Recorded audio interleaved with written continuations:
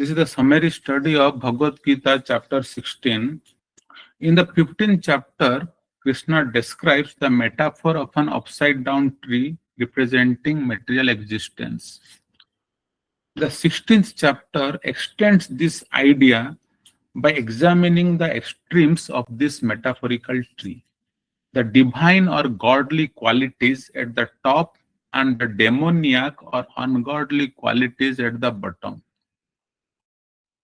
Krishna explains that those who understand him and surrender to him achieve enlightenment and success in their endeavors.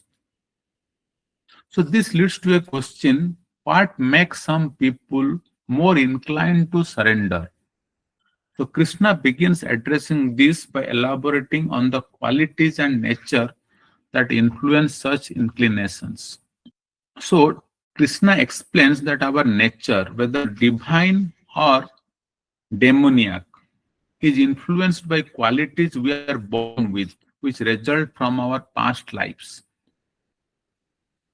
So Krishna highlights that the demoniac sampada involves valuing qualities that are ultimately detrimental, with little alignment between their values and true virtues. So there is a mismatch between what people value and what is genuinely valuable. For example, an alcoholic might value drinking, but still recognize the importance of safety and choose not to drink and drive. Even if we are born with certain tendencies, that does not mean we are bound by them. They are merely starting points, and with effort, we can cultivate divine qualities. So there are some traits which can be refined over time. So Krishna emphasizes that divine qualities lead to liberation, while demoniac qualities bind individuals further to material existence. So Krishna reassures Arjuna that his anger is righteous and rooted in the cause of dharma, affirming that Arjuna is of divine nature. So Krishna, when he was talking about the demoniac nature, outlines the characteristics, and he starts with the behavioral characteristics, and then he will move from outside towards inward. Because we generally can't see people's minds, we can only see their actions. Of course, sometimes when people speak, also their thoughts, their ideas, their desires come out. People can try to conceal what they think. So Krishna first starts with their behavior. So first he says about what is the behavior, that they just don't have a sense of boundaries. That is the defining characteristic of behavior. Pravriti and nibriti. Pravriti means that which is to be done. Nibriti means that which is not to be done.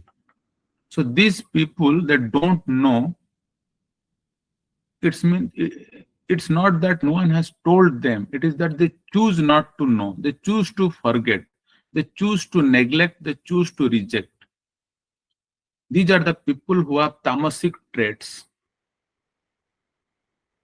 So they are not very clean in their behavior, in their functioning, even their overall behavior. When they get angry, their words are harsh. Overall, they don't know boundaries. Truth is not present in them. Krishna is not saying that they are not truthful. He is much stronger. He is saying truth doesn't exist in them. So the key characteristic is, when they say pravriti and nibriti in behavior, is that they have no sense of boundaries. So there is no sense of boundaries in the sense that there is no respect for boundaries. Somebody has taught them, but they never care to remember it. We all learn things, but they don't consider them important and they forget. Then they neglect. They don't care for it. Even if somebody reminds them about it, they reject it. So this is where the sanskaras are important. Sanskaras mean impressions that are formed. We all have sanskaras, or we all have impressions, both positive and negative, within us. Positive impressions often come from ceremonies that create healthy and lasting memories. Some individuals may still reject the boundaries despite a supportive upbringing which could stem from their personal choices or even karmic influences from previous lives. Nonetheless, the society must aim to create impressions that clearly distinguish between right and wrong. So, Krishna in the Bhagavad Gita highlights this lack of respect for boundaries as a characteristic of demoniac nature. He elaborates that their behavior stems from a rejection of truth and boundaries rooted in atheistic beliefs. Krishna explains this mentality asatyam apratishtamte, a belief that this world is unreal, lacks foundation, or is devoid of divine control. This worldview fosters a disregard for societal norms and boundaries, leading to destructive behavior. For instance, individuals with such beliefs see existence as driven purely by desires or karma, dismissing the need for moral or ethical considerations.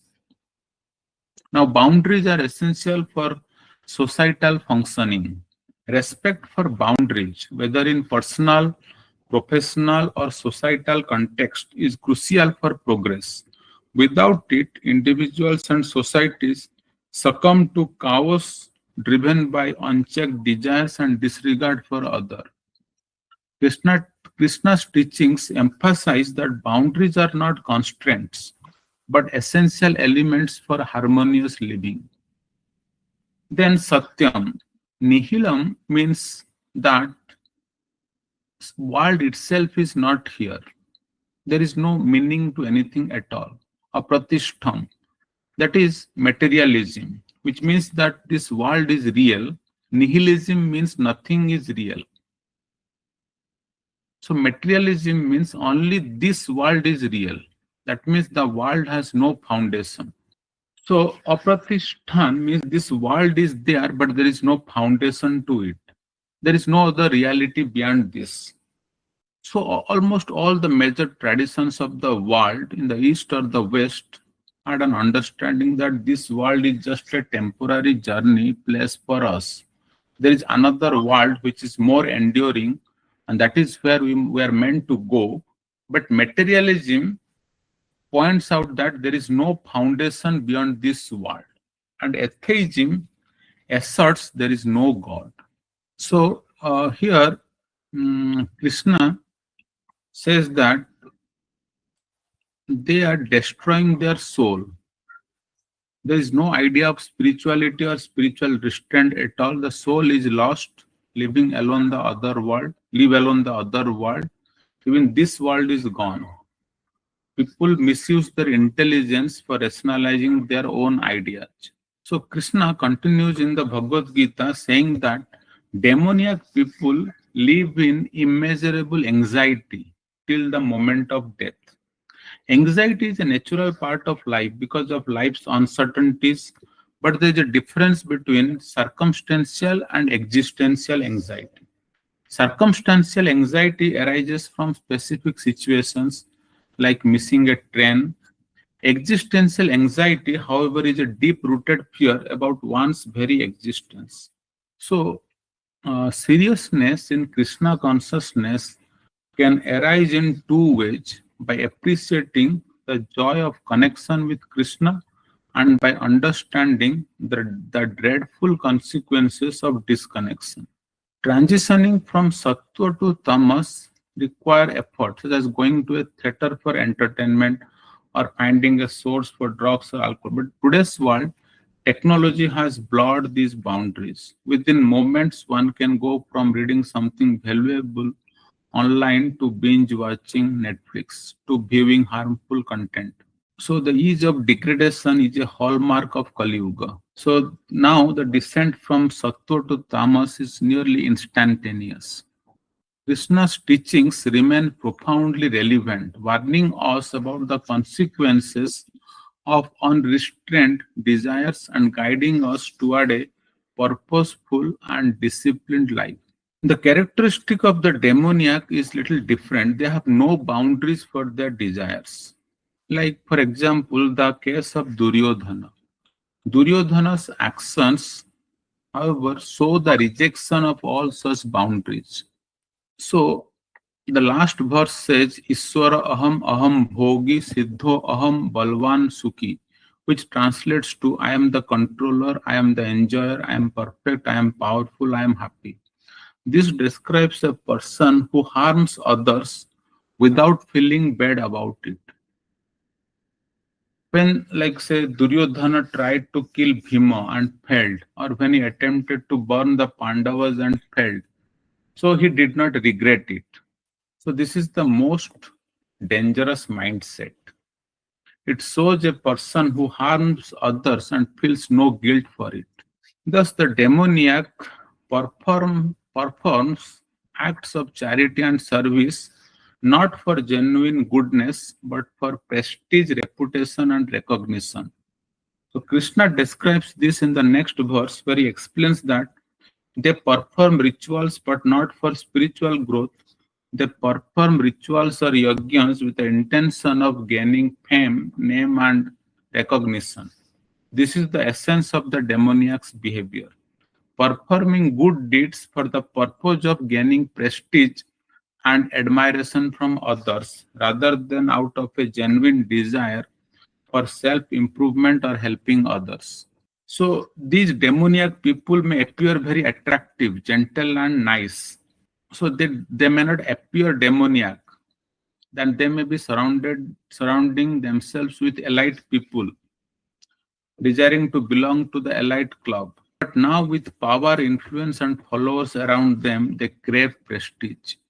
Krishna further elaborates on how these people are bound to live a hellish life, eventually going to hell because of their actions.